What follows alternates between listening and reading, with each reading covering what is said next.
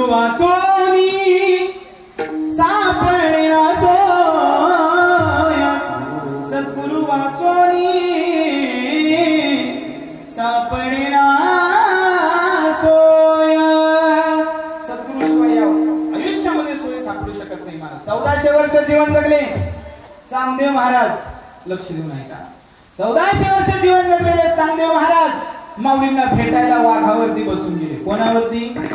वाघावरती. वाघावरती म्हणजे वाघ हे अहंकाराचं प्रतीक आहे महाराज. अहंकार घेऊन गेले माऊलींपाशी आणि माऊलींपाशी गेल्याच्या नंतर माऊलींनी ज्यावेळेस निर्जीव भिंत चालवली घेऊन आलेले अहंकार गळून गेला आणि अहंकार गळून गेल्याच्या नंतर माऊलींच्या चरणावरती नतमस्तक झाले आणि विचारलं, माऊली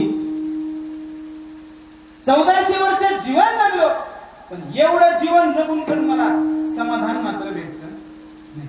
सगळं केलं, उपास केले, तापास केले, देव केला, धर्म केला, सगळं केलं पण मला समाधान मात्र भेटलं नाही. मला सुख मात्र भेटलं नाही. नवे नवे मला स्वस्वरूपाची जाणीव झाली नाही. माऊली म्हणले, जीवन किती जगला याला अजिबात किंमत नाही. जीवन कसा जगला याला किंमत आहे. तुम्हाला जर कळून घ्यायचं असेल तर जा मागच्या दाराच्या बाहेरच्या बाजूला तुमचे सद्गुरू बसलेत आणि त्यांच्या पायावरती डोकं टेकवा.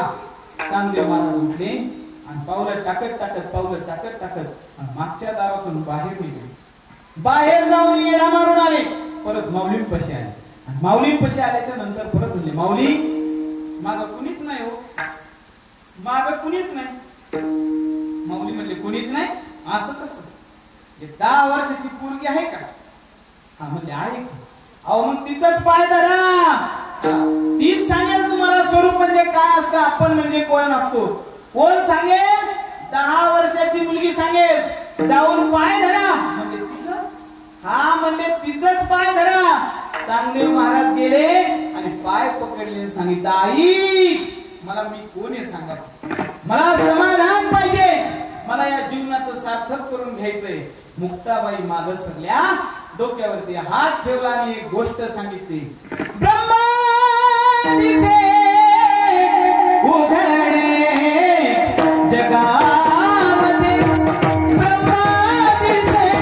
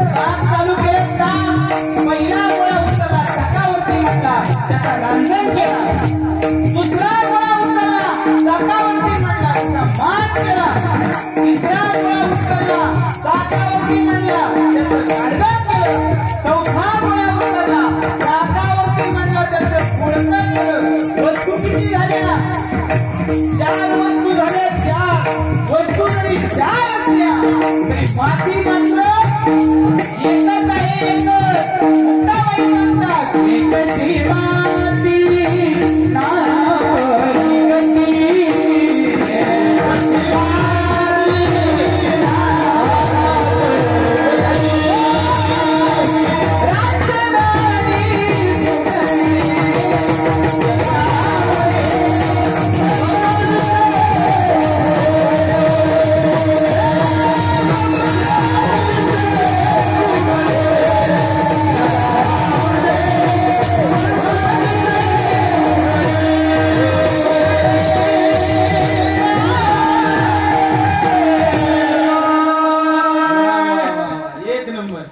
मुक्ताबाई चांगदेवांना उपदेश करतात.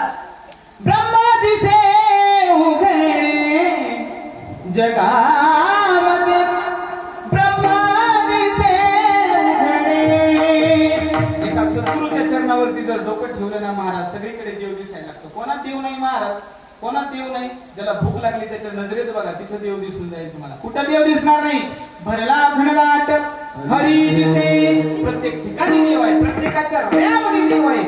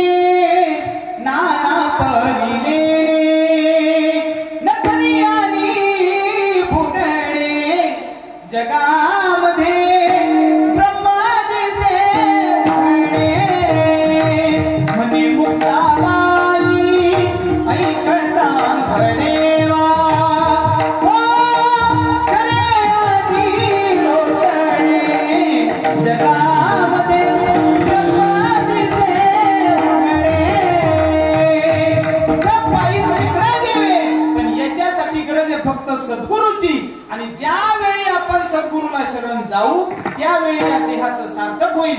मग तुकोबरायला चिंता पडली, तुकोबराय म्हणतात असाच देह वायाला घालवण्यात काय काय गंमत आहे महाराज. जर्सी गाय पाहिली का तुम्ही? जर्सी गाय काय करते? पुढून चारा खाते, मधून दूध देते, मागून शेण देते, लेकरांना जन्म देते आणि एक दिवस मरून जाते. बरोबर ना? काय करते जर्सी गाय? पुढून चारा खाते, मधून दूध देते, मागून शेण देते, लेकरांना जन्म देते आणि एक दिवस मरून जाते. बरं, दिलेल्या लेकरांना लेकरं काय करतात? जर्सी गायची लेकरं अहो तेच करतात की पुढून चारा खातात, मधून दूध देतात मागून शेण देतात, अजून लेकरांना जन्म देतात आणि एक दिवस बोला बोला मरून जातात. आता हे झालं जर्सी गाईचं. आपलं काय चालू आहे बघा बरं. लहानाचे मोठं झालो, लग्न केलं, लेकरांना जन्म दिला, लहानाची त्यांना मोठी केली, आपणही खाल्लं झोपलो, लेकरांची लग्न लावून दिली आणि एक दिवस आपण सुद्धा मरून गेलो. काय राहिलं माग काय राहिलं? आपला आजा गेला, पंजा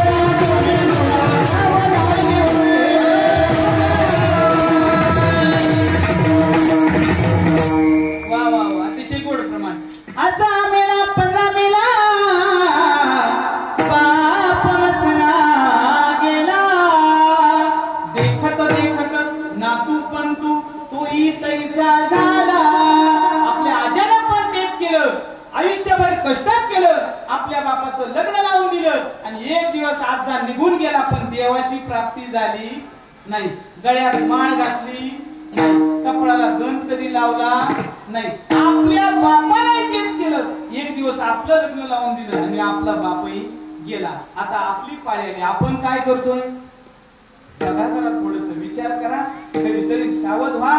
तुकाराम महाराजांनी हेच चित्र बघितलं. आयुष्य चाललं महाराज लोकांचं बरोबर.